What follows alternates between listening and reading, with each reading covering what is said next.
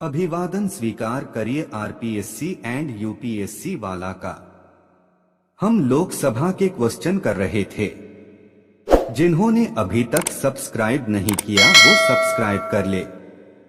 आज के क्वेश्चन 146। संघ की सरकार के संदर्भ में निम्नलिखित कथनों पर विचार कीजिए। 1. राजस्व विभाग संसद में प्रस्तुत किए जाने वाले केंद्रीय बजट को तैयार करने के लिए उत्तरदायी है।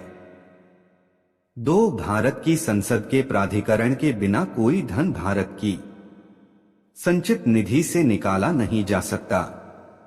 3. लोक लेखा से किए जाने वाले सभी संवितरणों के लिए भी भारत की संसद के प्राधिकरण की आवश्यकता होती है।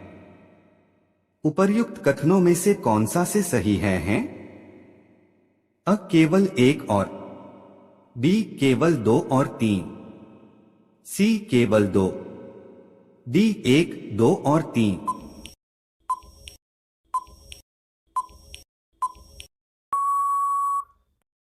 आपका सही जवाब सी. केवल 2। क्वेश्चन 147। निम्नलिखित कथनों में से कौन सा एक धन विधेयक के बारे में सही नहीं है? अब धन विधेयक संसद के दोनों में से किसी भी सदन में प्रस्तावित किया जा सकता है। बी. लोकसभा अध्यक्ष यह निर्णय करने के लिए अंतिम प्राधिकारी है कि कोई बिल धन विधेयक है या नहीं। सी. लोकसभा द्वारा पारित किसी धन विधेयक का राज्यसभा द्वारा 14 दिनों के अंदर लौटाया जाना और विचारार्थ भेजा जाना आवश्यक है। डी. राष्ट्रपति किसी धन विधेयक को लोकसभा में पुनर्विचार के लिए नहीं लौटा सकता।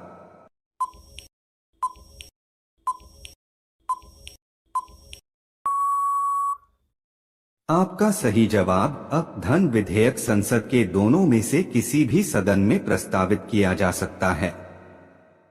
क्वेश्चन 148। निम्नलिखित कथनों का परीक्षण करें और नीचे दिए गए कूट से सही उत्तर चुनें। 1. संपत्ति का अधिकार अब मूलभूत अधिकार नहीं है।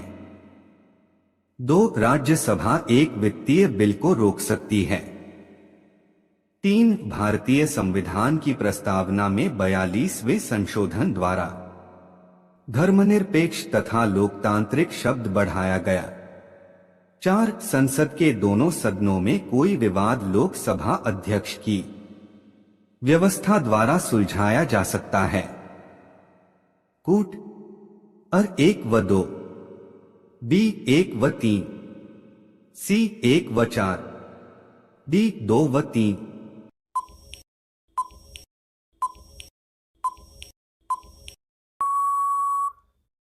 आपका सही जवाब अ 1 व 2। क्वेश्चन 149। करों और सरकारी कामकाज के निर्वाह में हुई अन्य प्राप्तियों से संघीय सरकार को प्राप्त हुआ समूचा राजस्व जमा होता है। अब भारत की आकस्मिकता निधि में, बी. लोक लेखे में, सी. भारत की संचित निधि में, डी. निक्षेप तथा अग्रिम निधि में।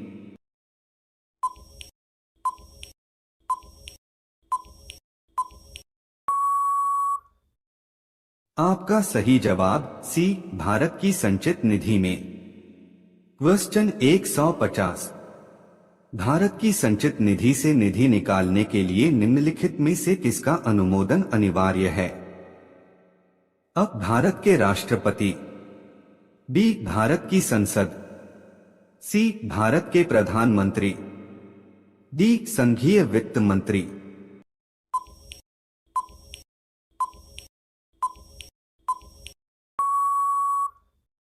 आपका सही जवाब बी. भारत की संसद।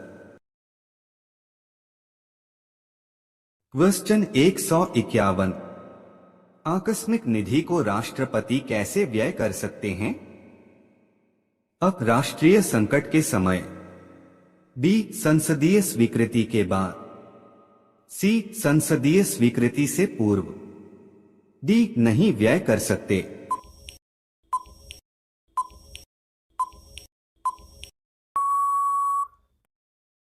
आपका सही जवाब सी, संसदीय स्वीकृति से पूर्व। क्वेश्चन 152। निम्नलिखित में से कौन सी विधियां भारत के लोक वित्त पर संसदीय नियंत्रण रखने के काम आती है? 1. संसद के सम्मुख वार्षिक वित्तीय विवरण का प्रस्तुत किया जाना। 2. विनियोजन विधेयक के पारित होने के बाद ही भारत की संचित निधि से मुद्रा निकाल पाना। 3. अनुपूरक अनुदानों तथा लेखानुदान का प्रावधान। 4. संसदीय बजट कार्यालय द्वारा समष्टिगत आर्थिक पूर्वानुमानों तथा व्यय हेतु सरकार के कार्यक्रम का एक नियतकालिक अथवा कम से कम मध्यवर्षीय पुनरावलोकन। 5. संसद में वित्त विधेयक का प्रस्तुत किया जाना। निम्नलिखित कूटों के आधार पर सही उत्तर चुनिए। कूट अ केवल 1, 2, 3 और 5। बी केवल 1, 2 और 4। सी केवल 3, 4 और 5। डी 1, 2, 3, 4 और 5।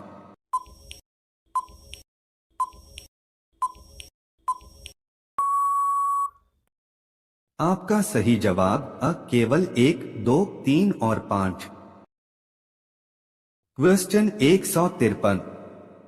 संसद के अधिकारियों में सम्मिलित है 1. अध्यक्ष लोकसभा। 2. उपाध्यक्ष लोकसभा। 3. महासचिव लोकसभा। 4. अध्यक्ष राज्यसभा। नीचे दिए गए कूट से सही उत्तर चुनिए। अथ 1 एवं 2। बी 1, 2 एवं 3। सी 1, 3 एवं 4। डी सभी चारों।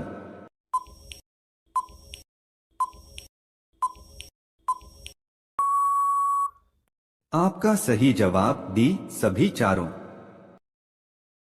क्वेश्चन 154। भारतीय संसद का सचिवालय अ संसदीय कार्य मंत्री के अधीन है। बी राष्ट्रपति के अधीन है। सी सरकार से स्वतंत्र है। डी सर्वोच्च न्यायालय के अधीन है।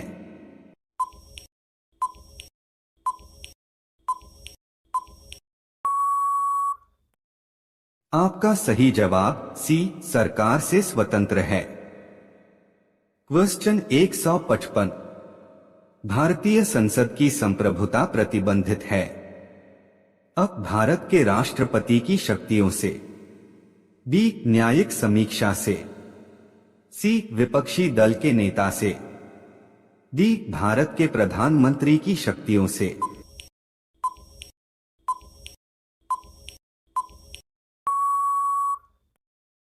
आपका सही जवाब बी न्यायिक समीक्षा से। क्वेश्चन 156। भारत सरकार के निर्णयानुसार संसद का एक सदस्य अपने क्षेत्र के विकासात्मक कार्यक्रमों हेतु कितनी राशि खर्च कर सकता है? अ 1 लाख रुपए। बी 5 करोड़ रुपए। सी 10 लाख रुपए। डी 50 लाख रुपए।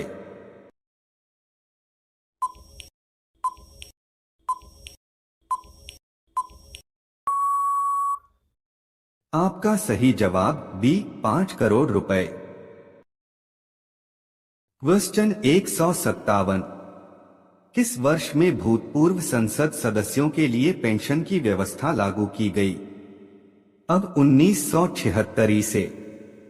बी 1971 से। सी 1978 से। डी 1973 से।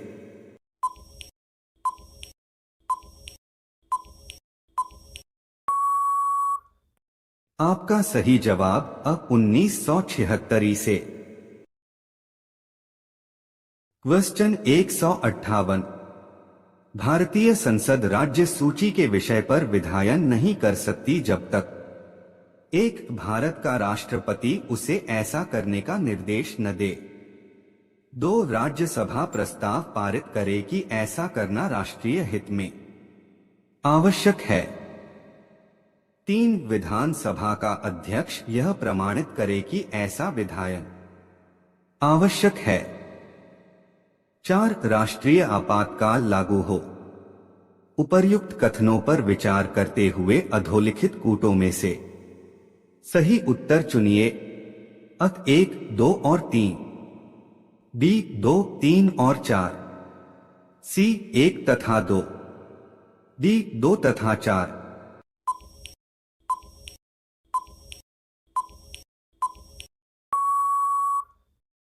आपका सही जवाब डी 2 तथा 4।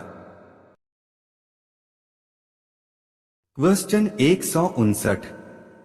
भारतीय संविधान के अंतर्गत निम्नलिखित में से कौन सा अनुच्छेद संसद को राज्य सूची के विषय के संबंध में विधि बनाने की शक्ति प्रदान करता है? अ अनुच्छेद 115, बी अनुच्छेद 116, सी अनुच्छेद 226, डी अनुच्छेद 249।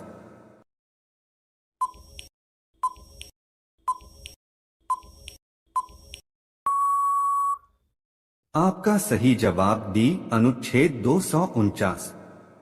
क्वेश्चन 160। निम्नलिखित में से कौन सा एक कथन राज्य सूची के विषय के संबंध में विधि बनाने की संसद की शक्ति के बारे में सही नहीं है?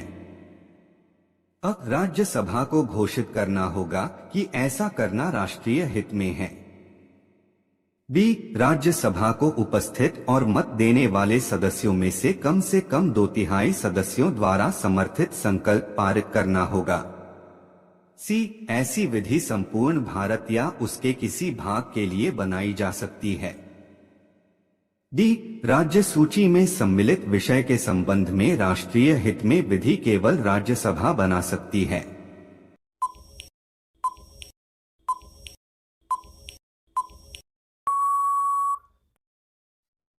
आपका सही जवाब डी राज्य सूची में सम्मिलित विषय के संबंध में राष्ट्रीय हित में विधि केवल राज्यसभा बना सकती है। क्वेश्चन 161। संसद के 2 सत्रों के बीच अधिकाधिक अंतराल होना चाहिए। अ 4 महीने का, बी 6 महीने का, सी 1 वर्ष का, डी जो समय राष्ट्रपति निर्धारित करे। ये क्वेश्चन आपके लिए, इसका आंसर कमेंट करके दीजिए। जिन्होंने अभी तक सब्सक्राइब और लाइक नहीं किया है वो सब्सक्राइब और लाइक करना ना भूले। Good evening all of you.